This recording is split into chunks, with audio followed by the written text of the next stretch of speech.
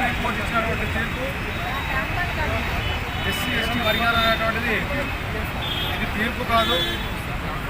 గత 10 సంవత్సరాల నుంచి బీజేపీ ప్రభుత్వం, నరేంద్ర మోడీ ప్రభుత్వం ఉపాధి అవకాశాలు కల్పించకుండా, పరిశ్రమలు ఏర్పాటు చేయకుండా, నిరుద్యోగ ఉపాధి కల్పించకుండా మరి భారతదేశంలో ఉన్నటువంటి బహుజనులు, దళిత, గిరిజన, బడుగు, బలహీన వర్గాలకు మైనారిటీ సంబంధించినటువంటి ప్రతి ఒక్కరు కూడా ఏకమై ఈరోజు మెజార్టీ లేకుండా ఓటుతో బుద్ధి చెప్పారు. కాబట్టి అదేవిధంగా ఎలక్షన్లో రిజర్వేషన్ తీసేస్తాం, బాబాసాహెబ్ అంబేద్కర్ రాసినటువంటి రాజ్యాంగాన్ని రద్దు చేస్తామని చెప్పేసి ఏదైతే వాళ్ళు ఎంపీలు ఇచ్చినటువంటి నినాదం ఏదైతే ఉందో దానికి వ్యతిరేకంగా దేశవ్యాప్తంగా చేసినటువంటి పోరాటాలను దృష్టి పెట్టుకొని ఇక భవిష్యత్తు మాకు లేదేమో, కాబట్టి దళితులు, గిరిజనులు, బడుగు, బలహీన వర్గాలకు వాళ్ళే కొట్టుకొని సావాలంటే, మేము లాభపడాలంటే ఈ వర్గీకరణ మందకృష్ణ మాదిగని ఏకైక ఒక వ్యక్తిని మనం ముందు పెట్టుకొని చేస్తేనే వీళ్ళు తన్నుకోవాల్సి వస్తారు, మాదిగోలు అని చెప్పేసి పెట్టినటువంటిది ఇది అని చెప్పేసి గుర్తించాల్సినటువంటి అవసరం ఉంది.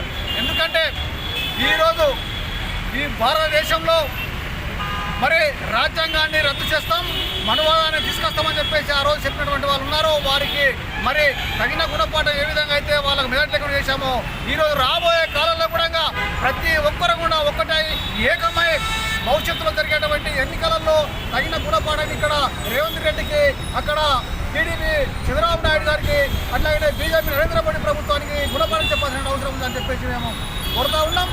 జై భీమ్, జై భీమ్. వర్గీకరణ రద్దు చేయాలి, వర్గీకరణను.